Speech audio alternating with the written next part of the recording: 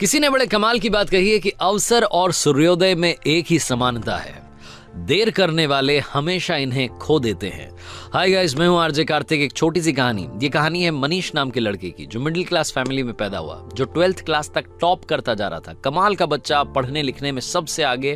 Family को उस पर गर्व था। फैमिली को लगता था कि ये बच्चा जब बड़ा हो जाएगा तो कुछ कमाल करेगा, हम लोगों की लाइफ बदल देगा, हमारी फैमिली में हैप्पीनेस आ जाएगी, सब कुछ बदल देगा सिर्फ और सिर्फ ये लड़का। लेकिन वो लड़का जब 12th क्लास पास करके कॉलेज में गया तो उसकी लाइफ बदल गई।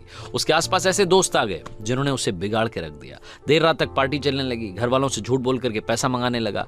घर वालों को समझ में आ रहा था। उन्होंने एक दिन इसको समझाने की कोशिश की, लेकिन मनीष ने घर वालों को डांट दिया कि आप मुझे ज्ञान मत दीजिए, मुझे सब कुछ मालूम है और आपके ज्ञान से बात नहीं बनेगी, आप शांत रहिए, मैं अपनी जिंदगी जी लूंगा। घर वालों ने कुछ नहीं बोला।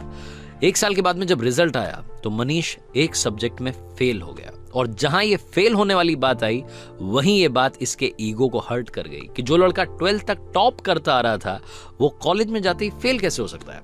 और ये जो फेल होने वाली बात थी इसके मन में, इसके दिमाग में इतना घर कर गई कि ये घर में बंद हो गया, एक कमरे में रहने लग गया, घर वालों से बात करना बंद कर दिया, दोस्तों के फोन उठाना बंद कर दिया, यहां तक कि बाहर आना जाना बंद कर दिया। मनीष धीरे धीरे डिप्रेशन का शिकार हो रहा था। ऐसा लग रहा था कि उसकी लाइफ में यहीं पर ही ब्रेक लग जाएगा, सब कुछ खत्म हो जाएगा। मनीष जिस स्कूल में पढ़ता था, जहां से 12th पास आउट की थी, वहां के प्रिंसिपल को जब ये बात मालूम चली तो उन्होंने मनीष को अपने से मिलने के लिए बुलाया, डिनर पर बुलाया। वो इन्विटेशन ये रिजेक्ट नहीं कर सका, इसको मानना ही था कि न्योता आया था, प्रिंसिपल साहब के यहाँ जाना था। तो मनीष पहुंचा शाम में, और इसने देखा कि प्रिंसिपल साहब गार्डन में बैठे हुए थे, अंगीठी पर हाथ ताप रहे थे, सर्दी का माहौल था। ये भी जाकर के बैठ गया। उन्होंने पूछा कि क्या हालचाल है बेटा, क्या चल रहा है, तो कुछ नहीं बोला। 10-15 मिनट तक दोनों के बीच में बातचीत नहीं हुई। तो प्रिंसिपल साहब ने सोचा कि क्या अलग किया जाए। उन्होंने अंगीठी में से एक कोयले का टुकड़ा जल रहा था, उसको बाहर निकाला और धधकते हुए टुकड़े को मिट्टी में फेंक दिया। जैसे वो मिट्टी में फेंका, थोड़ी देर तो धधका, उसके बाद में वो बुझ गया। तब मनीष ने बोला कि सर, ये आपने क्या किया? एक कोयले का टुकड़ा जो अंदर जल रहा था, धधक रहा था, हमें गर्मी दे रहा था, उसको बाहर मिट्टी में फेंक दिया, बर्बाद कर दिया।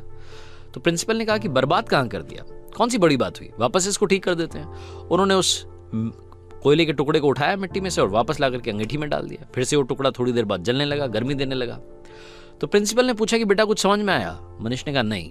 तो प्रिंसिपल ने कहा कि बेटा, मैं यही समझाने के लिए तुम्हें यहां बुला रहा था, ये जो कोयले का टुकड़ा है ये तुम हो।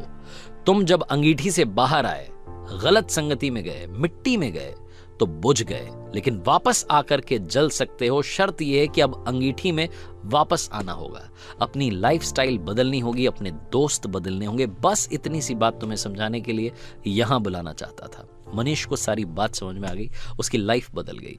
हम में से कई सारे लोग ऐसे हैं जो डिप्रेशन का शिकार हो रहे हैं सिर्फ और सिर्फ एक घटना की वजह से। हो सकता है जिंदगी किसी मोड़ पर आप फेल हो गए हों और आपको लग रहा हो कि सब कुछ बर्बाद हो गया है, इससे आगे कुछ नहीं हो सकता। एक कोट मैंने पढ़ा था, मुझे बड़ा पसंद है, लाइफ गोज ऑन, जिंदगी चलती रहती है, so just keep going. Life goes on, so just keep going. चलते रहिए, सब कुछ अच्छा होगा, ये विश्वास रखिए। आरजे कार्तिक एक बार फिर आपसे कहेगा कि अगर फेल होना बहुत बड़ी बात है तो ऐसा मत सोचिए। फेल होने के बाद बाउंस बैक करना सबसे कमाल और सबसे जरूरी बात है। ऐसे कई सारे एग्जाम्पल्स हमारे सामने हैं जो फेल हुए लेकिन उन्होंने वापसी की।